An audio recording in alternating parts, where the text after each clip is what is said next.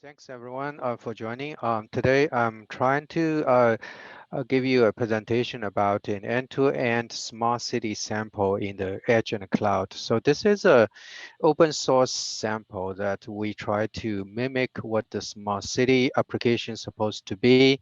So in this presentations, I will walk you through all the different building blocks of a smart city application and trying to give you some ideas of what these components do, and then we will talk about the how to do a cloud native deployment of such an application, some of the considerations, as well as the software building blocks, the software stacks that we used in the application. So hopefully this give you some knowledge of how to build this type of application and make it easy for you to reduce your time to market for building these things. So I will start with some background. Basically, when we talk about smart city, it's really involve a lot of different technologies. The technologies that introduce intelligence into city scale plannings, operations, or management. Just by the names, right? Smart really means that we will use sensors to do sensing and use AI technologies to do detection, tracking, and summarizations whatsoever. And this is the smart part. And then city really think of it as a scale, right? It's no longer just a local application. It's a large scale application. Requires a distributed application and make it really meet the city planning or management purpose. And then when we put them all together, there's a hint here is that when we talk about smart plus city, that really means that we actually need a high-speed network to connect these two things together, right? Sensing can across a big geographic areas, and we need a network. It can be local area network, it can be Wi-Fi, it can be a wide area network, it can be 5G, and all these things work together to connect everything together to fulfill the needs. So that's just to explain some of the thinkings behind it. What is a smart city application? Then the next one is really when we talk about smart city application, it's actually not just a single application. It's a bunch of different applications that share the same characteristics. So smart transportation, for example, use sensors to watch the traffic and to find the patterns to identify some abnormalities and trying to alert the drivers of certain events. Smart education, look at the educations in the classrooms and try to make it more intelligent, make intelligent decisions, organize different collaterals, try to make the students learn better. Right? Smart retail, to automate the cashier process and to look after the different goods on the shelves and try to make it more intelligent in terms of managing these different goods and supplies. Smart manufacturing is another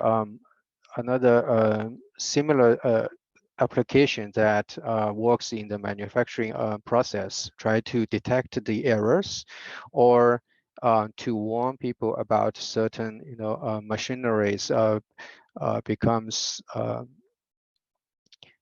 less reliable, and to monitor the progress, trying to improve the product quality. So all of these things actually share the same set of characteristics. One is using the sensing technologies, trying to detect the issues, and then roll those issues up or events up, and then use the the database or different triggering mechanisms to alert the humans to do the right work. And finally, the summarized informations will roll up for planning purpose. So this is just to give you some background. Now today, I'm going to walk through the building blocks of the smart city applications. Use the smart transportation as an example. We will walk through all these different building blocks and then give a example of the end-to-end sample applications. And then we will talk about how to deploy this kind of distributed applications and how to, and then finally some software stacks behind it to speed up your development and reduce the time to market. Actually, if you have any questions, please raise up. You don't have to wait until the end of it to do the question and answers. So let's first look at a simple sensing pipelines. Basically, use smart transportation as an example. So here, the very first stage is really where the sensor is. Here, we're just use the IP camera as an example. So IP camera can be installed at the roadside unit. Maybe it's on the pole, or it could be just installed right at the traffic intersection. So the IP cameras uses a popular protocol called RTSP protocol to stream the content to the machine that actually process the stream, and then we'll do some detection. So here we can use a lot of different technologies to do the detections. And for example, there's a TensorFlows, there's a Cafe, there's a Torch, a lot of different framework can use to do the detection. Here, by detection, we usually means that this is detecting objects in the camera feeds. So these kind of detections usually is done frame by frame. So let's just say that your camera is 30 frames per second. So you will get an object on frame 1, an object on frame 2, an object on frame 3. You will get a detection result per frame. And then in some simple cases, you can actually just use these informations to do the trigger some actions and to do certain work. But a lot of times, actually, just detection is probably not enough. So what you do is you actually add a tracking stage. Basically, tracking stage basically track the object from one frame to the other. So you know that, okay, there's a car that is moving from frame 1 to frame 2. It's actually the same car, right? The difference here is that the detection will give you car, might give you the result of a car on frame 1 and a car on frame 2, but the detection will not tell you that they are the same car. So you do need the tracking capabilities to track the car from frame 1 to frame 2 and understand that this is actually the same car.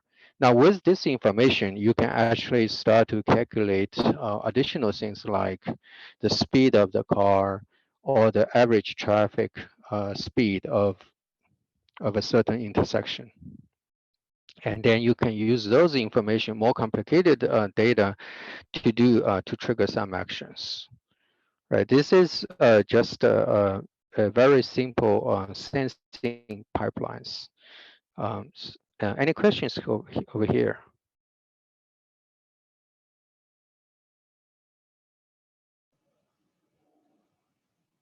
Okay. If no questions, let's move on. So this is a very simple sensing pipeline. In reality, almost no one uses just this simple pipelines because there's a lot of things. Oh, actually, when forget to mention that this sensing pipeline doesn't actually record anything. So if the events is passed, right? You lose all the different camera feeds. So usually in the RTSP, when we receive the frames, we immediately start the recording so that later on we can actually use the recording to review the data and try to see what's going on. So here the recording and the tracking result will need to have the same timestamp. So later on we can actually associate the tracking result with the recording back into the recording and then figure out what's going on at that particular moment. So this particular pipeline has three different stages. Input stage is where the source input is. It can be a camera, it can be some microphone, it can be something, some other sensors like humid sensors. And then the processing stage basically do the detection, receive the result, and then do the detection or tracking. And then there's the output stage where you take some actions, you trigger some actions. So let's look at these three different stages one by one. So at the camera side, at the input stage, if you just want to expand this simple sensing into multiple cameras, you actually soon find out that, okay, you need a particular building block called camera discovery, because cameras can actually go offline. Um, uh, First of all, in a particular local area network, you probably don't know how many cameras are on that network. They can have sometimes they have static IP address, but a lot of times they will have dynamic IP address like allocated by DHCP. So a camera discovery, just a minute. The camera discovery basically scan the network to discover the cameras. And a good thing about the camera discovery, to do it in a more dynamic way, is that you can actually handle the camera to be offline. So camera can be disconnected because the network is probably not reliable at certain time. So discovery process will actually scan the network and then rediscover the camera once the camera is back online. So if a camera got took down because of maintenance, as soon as you put the camera back into the network and make it alive, the discovery process will find it and then register the camera back into the pipeline to be functional. The other thing that is useful is that the discovery can actually associate the camera information, provisioning information with the actual camera instance. For example, here the provisioning information is some information about where the cameras are installed and what are their field of view and in which direction do they get installed phase two. So you can actually use those informations to actually in a 3D world pinpoint where the camera is actually look at. This is sometimes useful if you want to fuse multiple streams together to create a 3D model. So this is a camera discovery stage. So with the multiple cameras, you do need a stage for discovery the camera. And then the rest of the pipelines looks exactly the same. Once you discover the camera, you got the URL of the camera, and then you can start the streaming process, streaming detection, and then trigger some actions. Now, there's a popular protocols for RTSP, right? RTSP is a very popular IP camera protocol, but RTSP alone is probably not sufficient because RTSP is actually very good in your local area network where you have a good connections, network connection, which is local to your camera or your processing unit. There's no need for any gateway, gateway, or the RTSP protocol can actually can stream the camera streams very efficiently and with a very low latency. Now, however, if the camera is not in your local network, now this becomes tricky here. There's a few things we can do here is that we can actually connect this remote camera through a 5G network. Um, then there's the RTSP cannot be used in that sense is because there's a limitation in the RTSP protocol that the streaming must be initiated by the processing unit. It's not initiated by the IP camera. The 5G protocol in the 5G protocol, the IP camera has to actually initiate the connection to the server. So that's the limitation. So RTSP cannot be used there. So you have to use some kind of gateway to let the IP camera actually initiate the connection. So in this particular diagram, we use SRS as a connection point. Basically, IP camera to use 5G to connect to SRS or NGINX. And then NGINX uses RTMP protocol to connect to receive RTMP streams. And then you can do the receiving side and then connect to a sensing pipeline. So here, so if you use remote 5G connections, you need to use some kind of a gateway to as a connection point to connect to the cameras. And then likely you will use RTMP protocol, and the latency, because of the gateway, you will incur a certain latency. And then wide area network is probably even more, if it's even further away, then you will use another gateway that actually aggregate multiple cameras, probably just do a discovery at the local site, and then aggregate the multiple cameras into a camera gateway, and then push the streams over to SRS or Nginx. And again, you can use RTMP as the protocol. The latency will be relatively high in this particular case. So in the city scale applications, you need to consider all of these different situations and try to design your applications to support the different protocols.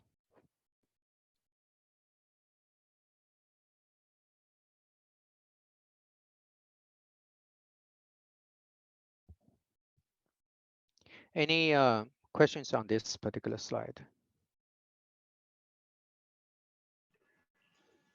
Just the diagrams below, are they all supposed to be sort of separate representations of the different configurations, or are they all, I mean, they're not all one flow.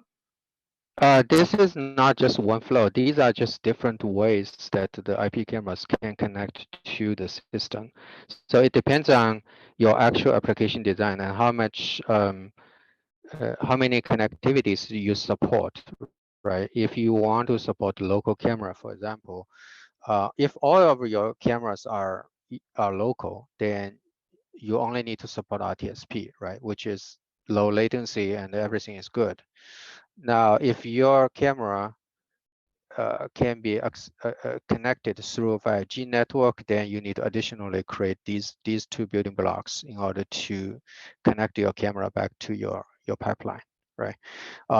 Then wide area networks, if you have multiple cameras in a very remote place where you don't have control over, then the likely design will be that you have a local gateway that aggregate all the cameras into a single feed and then send it to the connection point where you connect it back into your pipeline. So these are just different application designs, and not necessarily that your application will cover all of them, but just this diagram just illustrates the complication of, if you want to support multiple different ways of connections.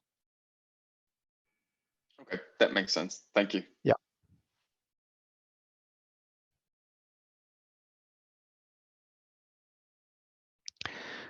Okay, now then in the previous slides, we will just talk about a single sensing pipeline, right? In reality, you're not going to have a single sensing pipeline, right? You're going to have multiple sensing pipelines and then deal with multiple cameras. In this particular case, assuming that we have, let's say, 2 pipelines running on the system, and then let's just say that for the sake of simplicity, let's just say that we have 2 cameras that is connected to the system. So you need some kind of scheduling system. The scheduling system will basically look at the camera and then match it with the particular pipeline instances you're running on the system. Alternatively, you can also let the scheduling system invoke the running of the detection pipeline. So for example, when a camera just get connected to this system, and then the scheduling system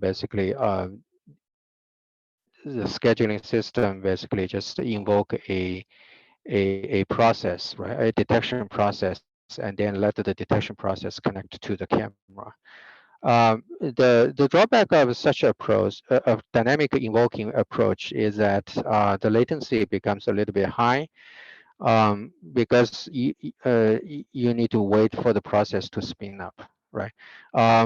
In a more traditional way of doing things is that the detection instances are already up. You basically just spawn, let's just say 10 processes, but all of these 10 processes are just waiting for the camera to be attached. So whenever a camera is available, then you basically just give the URL to one of the processes, and then this process will attach it to the camera, and then start to streaming the camera stream. Now, the scheduling edge system actually decouple the cameras and the sensing pipelines, actually. The good news about this is that if any one of them fail, right, you have fault tolerance, right? The next sensing pipeline will pick up the camera if the previous sensing pipeline instances failed. Vice versa, if the camera failed, got disconnected, right? That the associated detection instances goes into idle state and waiting for the next camera to be invoked. So the disconnection, the decoupling here makes the whole system a lot more robust against any fault.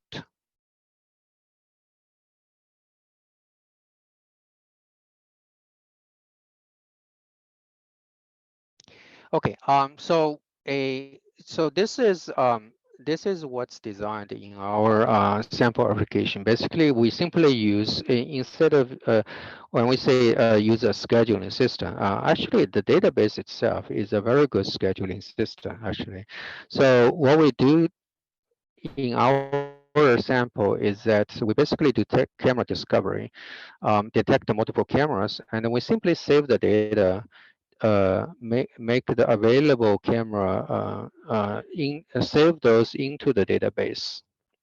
Save the URL of that particular camera into the database, and then the sensing processes will just competing to attach to these cameras. Let's just say that for simplicity, let's just say I have 3 cameras on the left and I have 3 sensing pipelines on the right side.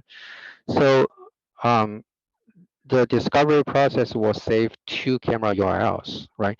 And then the 3 sensing instances will compete for these 2 URLs. 2 of them will win, and then they got the chance to attach to the specific camera, and then one of them didn't win, so that sensing pipeline will remain idle on the system. So it doesn't consume any resource. It briefly wake up to compete, and it didn't win, so it will go back to sleep mode. The other two cameras won and get the URL, and then can attach to the camera and start the streaming process. So if any of these things got broke, let's just say that the first sensing instances initially got the camera URL and started streaming, but then in the middle of that, the camera got disconnected. So that sensing instances will go back to the idle mode, and then wait until the next camera got detected and is available for next round of competing, right? So this whole process make it uh, robust against all different ways of failure. So we simply use the database as a way to do the scheduling. And are you doing this with polling? I mean, it seems like this design necessitates polling the database rather than like a trigger on insert. Yeah. This is a polling mechanism. Yes. Okay. Yes. Yeah. Or we can also use the trigger mechanism as well. But in the current sample designs, we use polling. Just try to really decouple these things. Some kind of fallback, we can do a trigger.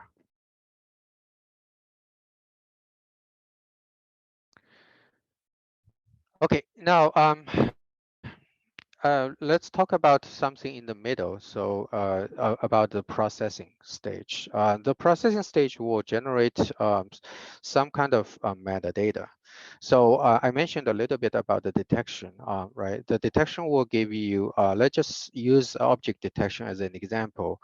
The detection result will produce per frame data, something like a bounding box of a vehicle passing by. And they will, it might also, the model may also give you the information about what this object is, whether it's a vehicle, it's a pedestrian, or it's a bus. This data is per frame, and then the tracking additionally will track these results and then give you an object ID. So you know that this bounding box moved from frame 1 to frame 2 belong to the same object. So all of these metadata will be saved also to the database for later search queries or actions. You can actually do a lot of different search onto those once they are saved into the database. One thing that I want to mention is that all of these metadata has to be timestamped. And the timestamp itself has to be associated back to the record that you in the right, this pipeline, so that these two types correlate with each other. This is actually easier said than done, because usually we develop media streaming framework, they did the there's delta in terms of apps. So a bit tricky to actually make the in terms of actual basically how to do this, change the stem and back to the actual recording. So later on, once all of this information is in the database, then you can do search, and then after the search, you can actually associate the actual metadata or actual frame back to the recording. So you can actually overlay the result back onto the recording, um, and that's pretty important.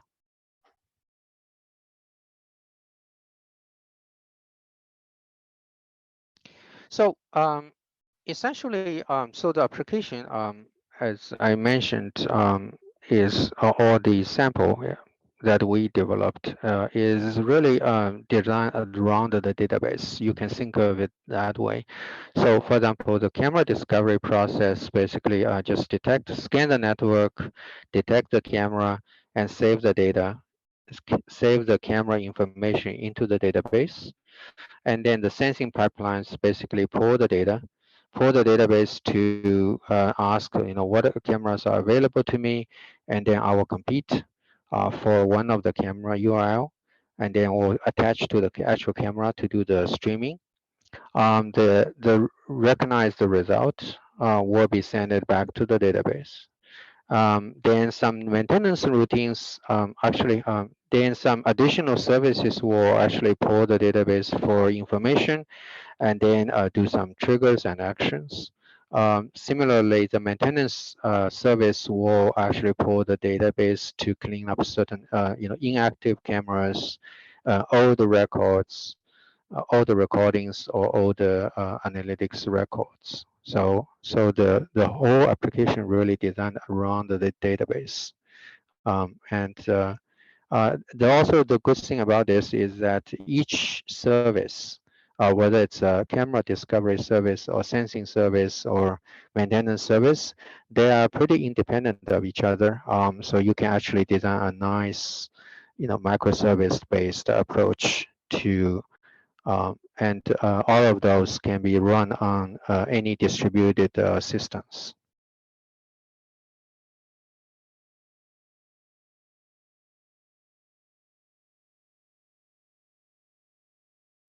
So, so this back to this slide. Basically, this talks about a local application, but smart city applications are never being local. So you will need to consider many different applications work together, right? So here we're talking about many different edge offices. So here the concept of edge is something that is close to your local area. It doesn't have to be really, close to the camera, but it's a relatively relatively closer to your camera so that you can actually manage these cameras in a more convenient way, maybe in a local area network. So edge office will manage multiple cameras, and then there will be multiple edge offices connect together back into a cloud office, which aggregates all the data, and then you can present the actual information in a pretty UI. The edge office can also actually depends on how you actually deploy the system. You can actually deploy it through 5G network. Then there's no real limitations in terms of where the cameras are supposed to be. If the the latency, if you can tolerate those latencies. Whether you deploy this way or you deploy everything to the cloud really depends on whether you can tolerate the latency, right?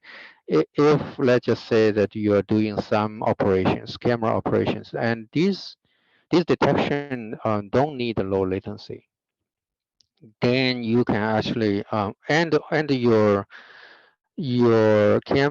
bandwidth allows, you have sufficient budget for bandwidth, you can stream everything to the cloud and run everything in the cloud. But if your network bandwidth is a limitation factor, then you might want to set up multiple edge offices and try to limit what's got upstreamed to the cloud office.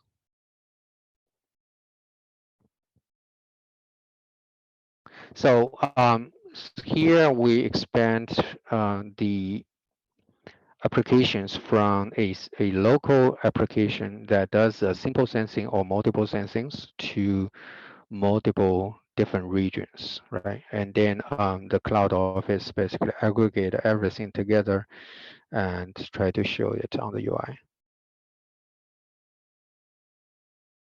And of course, the cloud office can also do analytics, sensing and planning and aggregation, data deep minings, and for planning purpose.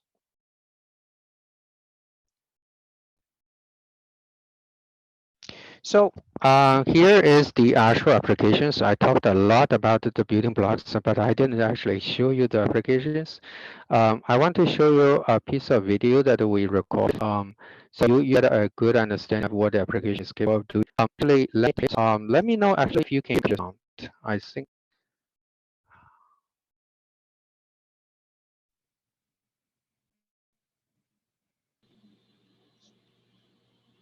I'm hearing keyboard noise, not a computer. Not computer sound. Okay, let me figure out how to do that. If you figure it out, let me know. If your laptop is docked, I've not been able to figure out how to play over Zoom from the computer. Oh, really? I don't know how. I always have to undock my laptop from the screen and monitor and then play it, but that's a pain and lots of things go wrong. So Okay. Then in that case, I would just share the link on the chat. You might want to just click on it, and uh, certainly the voice is a lot more convincing than. we can also share it in the meetup on the actual meetup site. We'll share in both places. Okay, good. Let me.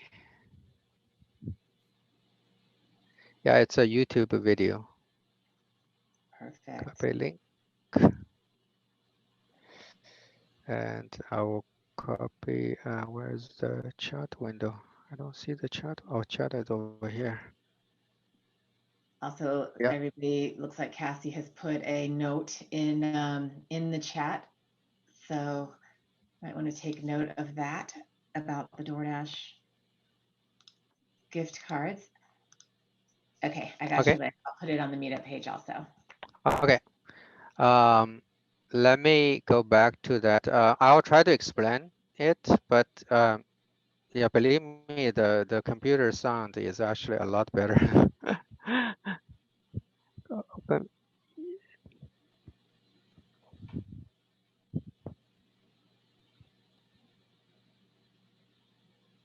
So this is an end-to-end traffic application. So these are the different building blocks inside the application. Just about the sensing pipeline. We don't see your screen. Yeah, I think you need to share Oh. again. Oh.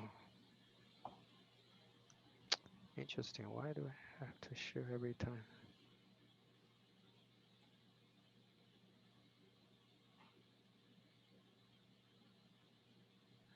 Okay, let's redo it. Okay, let me mute the audio myself. Let's just explain it this way. So this is Open Visual Cloud Smart City application. So here are the different building blocks inside the application. So we just talk about it, about the sensing pipeline. So this is the more detailed diagrams of what are the different building blocks. And one thing that we actually, I will actually go into a little bit details later, is that all of these different edge offices, we can actually start and stop on demand. So one of them, so this is the cloud UI. It shows a graph, it shows a map of different offices. And then in this here, we start the first office, edge office, and then it will show on the UI. The edge office connects to currently 5 different cameras, and then it actually shows that some of the analytics are running in the background now. It also shows a projection of the camera feeds. Actually, it's a density map of detected object over a certain period of time. So and then if for some reasons that you need to increase capacities, you can simply start a second office. It's all dynamic. So the database will register that newly started office and then show it on the map. And if for any reasons, let's just say that one of the offices got disconnected for some reasons, then the UI will notify the administrators to do the maintenance. So the second office is actually offline right now, and we need to do some maintenance. And then we start the third office just to illustrate, and then we'll bring the second office back online. Now the third office starts.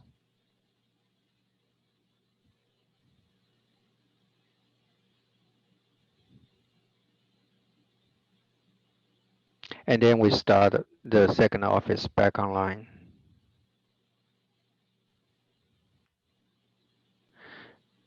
Now, this is the beauty of distributed computing, right? The application is designed for distributed computing, and everything is decoupled from each other. So, and dynamically discovered and registered. So, any one of the office can start and stop in a dynamic way. And then it actually shows some information about the camera information. Let me stop here. So, this is the provisioning information. So, for example, it tells you that the camera resolution and the actual location of the camera and the street address, the URL of that particular camera, and also the installation information about where the cameras are actually installed and which direction does it face to, and whether it's face up or face down or face, FOV information. This information is actually important if you want to actually create a 3D map, a 3D model. You want to fuse a few streams together and create a 3D model. So those are the things that is actually modeled in the application.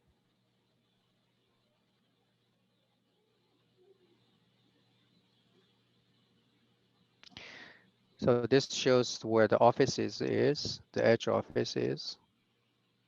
And then you can preview. So this is the actual data. So this is the detected object. So we have about 6,000 objects detected over the 5 minutes, every 5 minutes. So it's a busy traffic.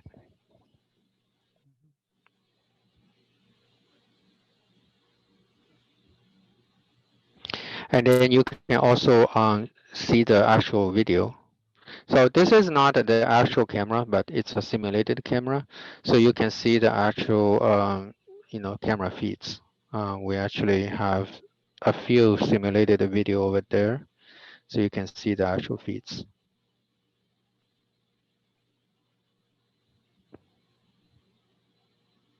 Yeah, click on it. You can make it bigger.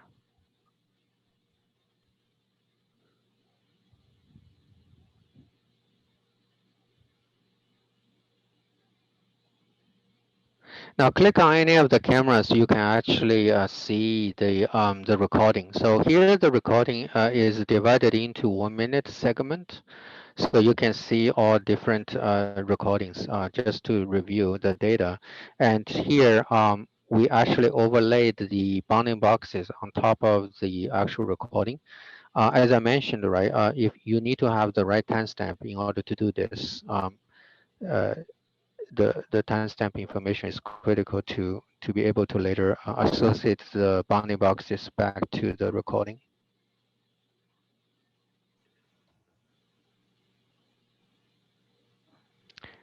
Now go back to the map. So each office actually periodically upload the video to the cloud. So in the cloud, you can actually see different locations, and then you can just click on it and review the actual recording data. So these analytics data and the recordings are uploaded from the edge office to the cloud office. So there's a bunch of flicker. Is that, sorry? No, there's no flicker. Oh, you mean, sorry. Yeah, like is the tracking using the dynamics to keep track of the object as it travels, or is it like? Just a minute. Just a minute. Let me go back to where it is. Oh, you are talking about the detection, right? Yes.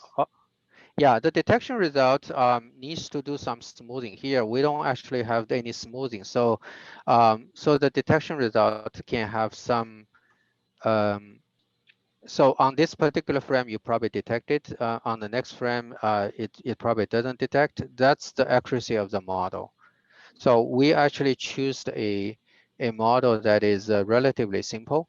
So you can, of course, use more trained model, more complicated trained model to actually train the actual traffic scenarios to make it more accurate.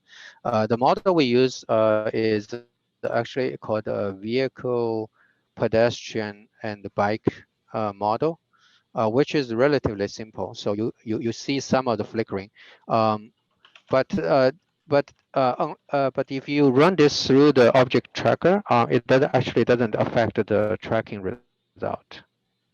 So you can actually smooth it and make it more uh, So we're make seeing the the output. We're seeing the output of detection, not of the tracking model. That would include some of the that's dynamics. correct. Yeah, Okay, cool. that's correct. Yeah, Okay, yeah. okay. Thank So you. right now you're just seeing the tracking result. Sorry, not the tracking result, the detection result. Okay. And then the rest of the video basically shows, okay, so here's the, I would say administrative UI, basically tells you how many instances are running on the system and the workload, the system workload, and some of the maintenance services that is running on the system, etc. So let me just skip to the end. It's a bunch of URLs. I will put it in the presentation as well. Okay, that's it. Yeah, if you actually look at it, listen to it on the YouTube, the voice is a lot more better than I explained it over here. Okay, so back to the presentation. Do you still see my screen, or I have to share again? We can see your screen. It's not in Oh, okay. presentation mode, but we can see it. Yeah, there you Okay, go. great, great. So back to the presentations, I'm going to talk a little bit more about this application. Because previously, when I explained these building blocks, I explained it in a way that is a little bit simplified. Now, this is what's real building blocks looks like in the actual sample applications. So there is a provisioning building blocks that helps to actually provision the camera. So when you install a camera, you basically you probably have a few tools that actually measure the camera installation locations, measure the field of view, measure where the camera faces, and then you enter those information into the field tool, and then those provisioning information will be saved to the database. And then use it to match with the camera. So the camera discovery over here, I talked about RTSP, RTMP, input and out, receiving, and then you do edge analytics process. You do a sensing pipeline to do detection or tracking. And then you save the data, save the metadata into the Edge database. So here we have a dedicated database for the Edge. So Edge Office over here. And similarly here, after receiving the data, you go recording, and then the data will be also saved into the database. The actual recording is actually saved into the Edge storage space. We only save the actual URL of the recording to the database. And then WebRTC is another way, actually, I didn't mention it previously, but WebRTC is a very good way to actually import some camera streams from your phone. When you can actually open up your phone and point to some camera, record certain things, and then you can upload. So we also have a way to import the WebRTC streams into this whole thing. Once it is imported, then you also go through a discovery process and RTSP, RTMP streaming. So the rest of the process will be exactly the same. So this will be just additional import mechanism to import the camera stream. And then on the cloud side, there will be cloud database to receive all anything uploaded over here from the Edge office, and then the cloud storage to store all the recordings that is uploaded from any Edge office. And of course, there will be UI services to to display the map and the different office information. And then one thing I want to mention is that because of the security, we actually want to to minimize the traffic between the edge office and the cloud office. So all the communications between the edge office and cloud office will go through some API gateway. And then there will be secure tunnel established between the edge office and the cloud office. So all the traffic that goes from edge to the cloud will go through API gateway and through a secure channel.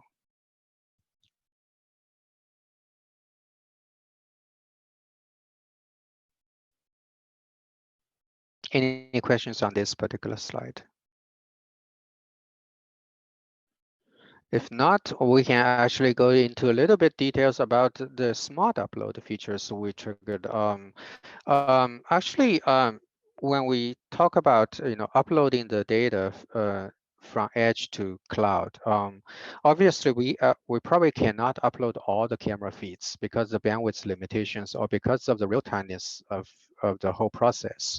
So that means that we need to actually selectively upload the data. So since we're doing analytics operations, doing sensing, detection, and tracking operations on the edge side, we can actually use that information to trigger the ring. So will picture only there is some traffic required. Seeing there's no ticket, we probably don't want to if some and we want to outside. If we want to see abnormal behaviors, we can actually that is traffic is suddenly stopped or slow down.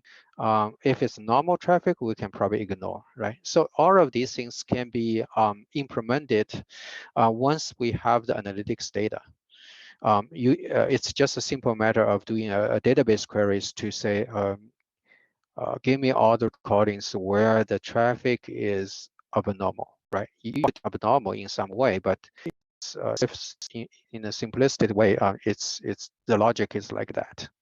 Now, the bandwidth between the edge and the cloud is very important.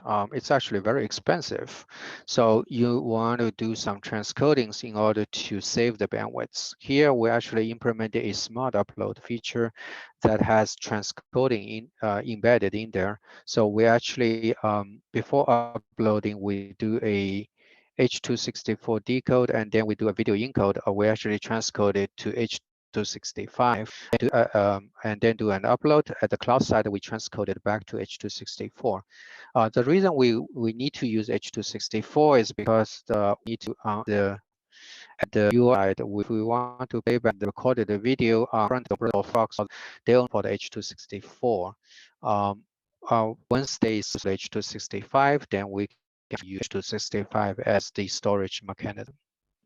So this is the smart smart upload feature. Basically, use analytics to determine a subset of the features, subset of the recordings, and then upload it to the cloud, and use transcoding to save the bandwidths.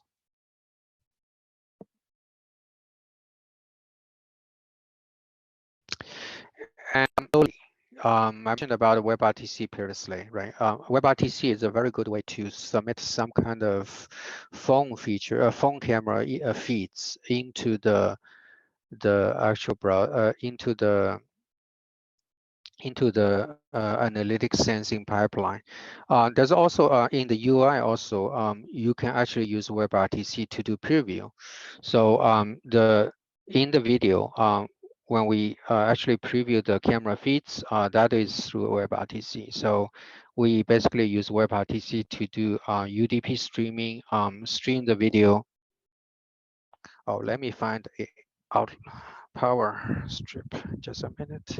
So we use UDP to stream the camera feeds to your browser.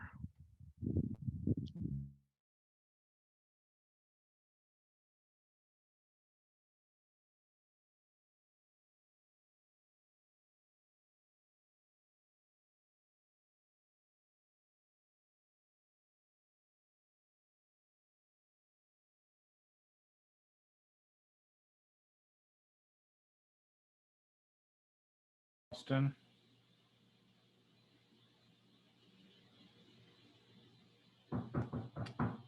Hey guys, it looks like we've lost. Oh wait, no, I see him. Yeah, just so he's going to get to plug into a power strip. So Oh, okay. play the Jeopardy music. We have to Oh, enable we that. remind everyone, if you haven't signed up for your DoorDash gift card, now would be the time. Yeah, and it looks like Cassidy, who's handling that for everybody, is sending it out. And if you have a moment, this would maybe be good to see if it's already in your inbox. And if it's not, Cassidy put an email in the chat where you could get in touch with her directly if you have some issue with I think she said wait until tomorrow. I do not see it in my inbox, but I might not be eligible for it. Ah, okay. No, we tried to do it. The way we're sending it out is like through some Amazon service, and so it's not directly, like, I don't know, some stuff got lagged somewhere. I'm not surprised. We're just off the top of the. Okay, you can watch the recording tomorrow and eat your Off the top DoorDash and drink your beverage. That's true. Yeah. Relive the meetup. That was a really cool demo. I'm actually going to check that out, but I thought he did a great job with the voiceover. I don't know what, I haven't clicked on it yet, so I'm not sure what that would add, but that was a cool demo. And a little bit like we're being watched, like a little creepy. We are being watched. I know, I mean, but this is nothing new. That's true. I know, but I don't know that I want to think about that all the time. But it is good to know. It's yeah, it's like, don't do anything embarrassing on the street, Hey, sorry, my computer ran out of battery. I'm back. Okay, we can hear you and see your floor or something.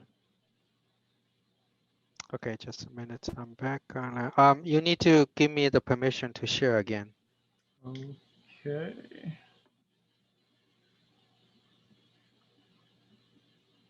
Huh. This is like. Okay, I'm just gonna make you the host. I don't know. Yeah. Before I was able to make you a co-host. No, not. It's asking me. Oh no.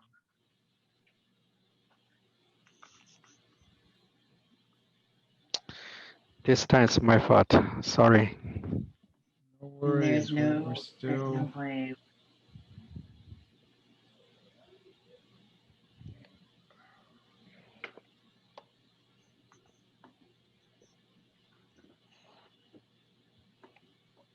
I may have to sign off a little bit early, but I'll hang out as long as I can. Okay, now you're host. Xintian, you should be able to share. Okay, let me share again. Okay, good. So I was on this slide, right, previously. Not seeing anything shared yet. Oh, there you go.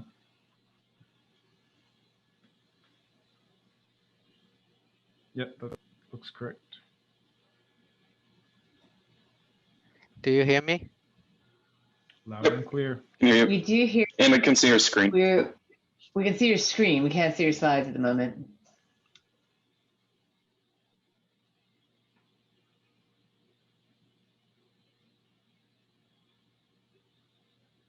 Hello. Looks like I cannot hear you. That's we can hear. We can hear you, and we're seeing ourselves. We're not seeing your slides. Hello. We can still hear you.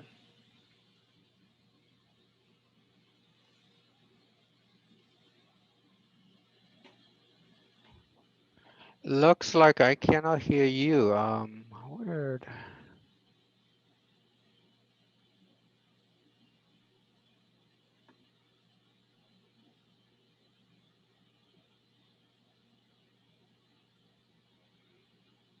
Hello.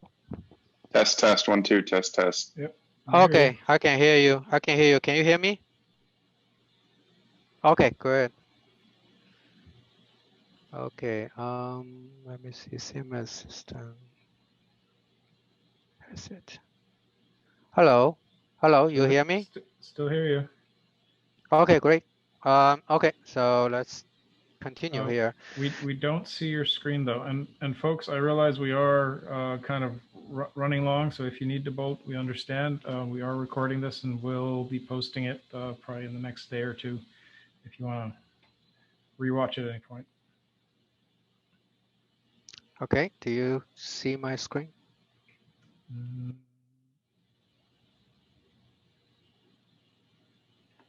Yes, I can see your screen. It's showing Okay, the great. smart uploads slide. Yeah. Yeah. So should I repeat this slide, or you hear what I said about this slide?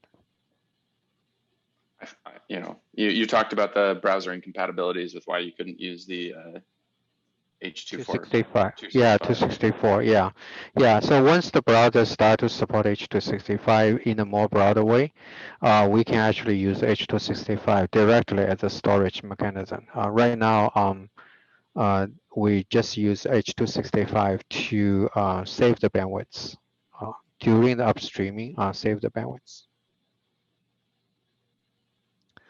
So this is about WebRTC. WebRTC is a very good protocol to reduce the latency. So in the video that we just showed, we actually use WebRTC to do the preview. So when you click on the sensor icon to request a camera feed preview, we actually stream WebRTC streams to your browser. The latency is roughly around 200 milliseconds, and it streams a H264 streams to your browser, and you can actually see the camera feeds. In fact, the WebRTC can be also used as a way to import your phone cameras feeds into the whole system. You can actually analyze the user submitted content this way. That's also a interesting extension to different ways of connecting the camera. Your phone can be the camera, actually connect to the whole system through WebRTC. Now, let me talk a little bit about the deployment, cloud native configurations and deployment. So in these applications, we actually consider the multiple things about the distributed computing and multiple office and the cluster deployment. Each office and the cloud can be started and stopped separately.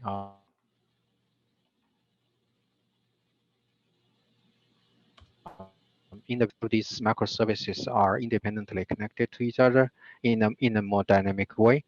Or based on the database connections. So once a edge office is started, it registers itself into the database, and then the UI sees it, and then start to display the result. If the edge office goes offline, a heartbeat mechanisms will be used to detect that the office is offline and take it off the UI, or show it to the administrator that something is wrong. The edge office and the cloud can be deployed in the same cluster or in different clusters. You don't have to put everything into the same cluster. But recently, but if you actually deploy it into different, let's say, Kubernetes cluster, you will need to consider that to establish a secure channels between the clusters to secure the data. Sorry, dog barking. You need to establish a secure channels between the edge office and the cloud office. Make sure that the data streaming in there is secured. Recently, there's some development in the Kubernetes trying to manage multiple clusters as if it's a single cluster. That's a very good feature that we see that connects the edge and edge and cloud altogether. That's actually a much needed features in terms of this kind of in this kind of distributed application. And then edge office can start and register itself in the cloud. I just mentioned over there. and then each edge office can be customized. So you don't have to, there can be different ways, right? One edge office can support maybe just a subset of the camera features. The other office can support other features. All of these things can be customized in the sample. Fault tolerance is certainly a critical element of this distributed computing. Each component service can be start and stop individually, and we have mechanisms to automate. Not automate, auto recover a service if a service is down.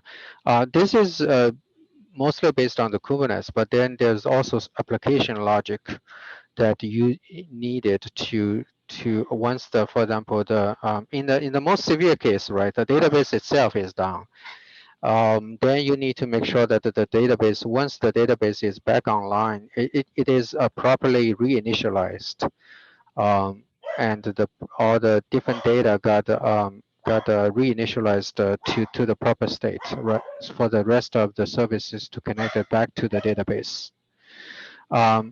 Camera discovery is done periodically to rejoin any disconnected cameras to the pool for analytics computation. Right, multiple instances also can actually compete for the cameras. So if for some unfortunate reason that one analytics instance is down, the other instances can actually help to recover the features. And then the other thing that is looks like a manner, but it actually is in critical to maintain the healthiness of the system. One of the such instances is actually a very simple one. So you have a database, right? You have a storage to store the recorded data, recorded camera feeds. One important thing is you make sure that your disk is not full, right? You need to make sure that once the disk is reached 85% of your capacities, you need to do something. So the alert service, the cleanup service, they all play a critical role in maintaining the healthiness of this application. Redundancy, database high availability. We use multiple database instances to create a redundant database instances. They work together to make sure that the database will never fail. Will never fail in the unlikely cases. And then we also upload the data from the edge to the cloud for permanent archival to save the information available to us. And on the cloud, we do a lot more it's supposed to be a lot more secure to store these data. We can have backups, all the different operations.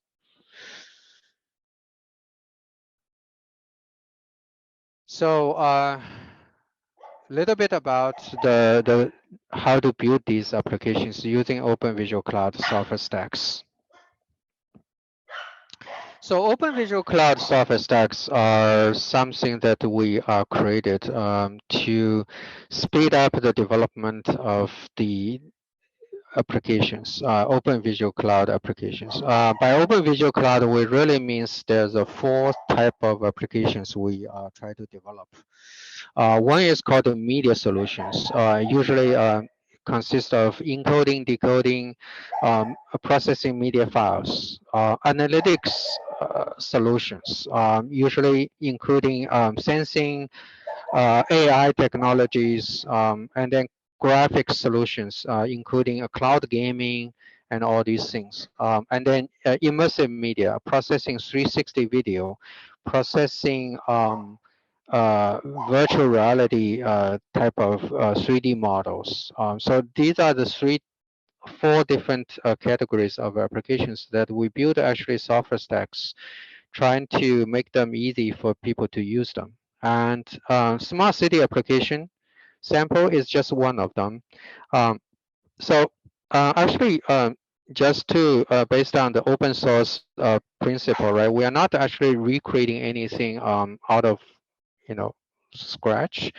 From scratch, we just reuse the existing industry de facto framework like FFmpeg, GStreamer, Nginx.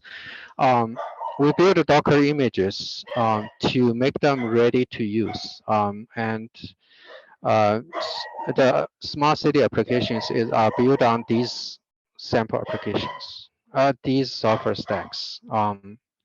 In fact, if you go to our source repo and look, if you go to our source repo and look at the application, it's actually pretty simple. With FFmpeg, with GStreamer, the sensing and the application logic is actually a lot simplified. Finally, these are the different links. If you have chance, you can take a look at it, and you can actually run the smart city sample. It runs on a regular Xeon machine, or maybe also run on the desktop machine as well. But you need a little bit more memory to run the whole application. Probably at least 4 gig to 8 gig of memory to run the application. You can try it and give us some feedback. So that concludes my presentation. Sorry about all the dog barks. Someone comes to my house. Yes, the tragedy of dogs and work. Yeah. It'll be an interesting exercise to edit out the dog. Maybe an appropriate. Yeah, that's probably the next frontier, right? Yep. AI technology. We need to train a model for that. But yeah, no, this was really, it's really neat technology.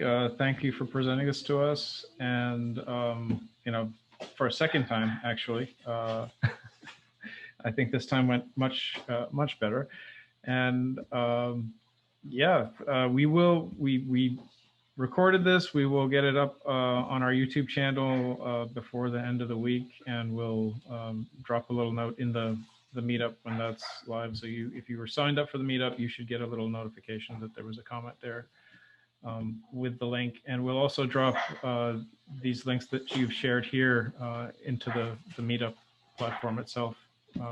Okay. Yeah, I will send you the presentation so you can actually publish. Perfect. If you want.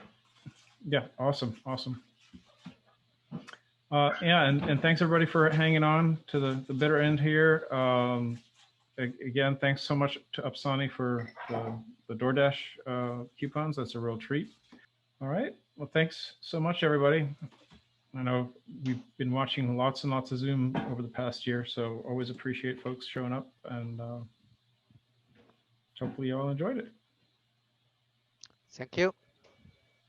Yep. Thanks. Thank you very much. This was awesome.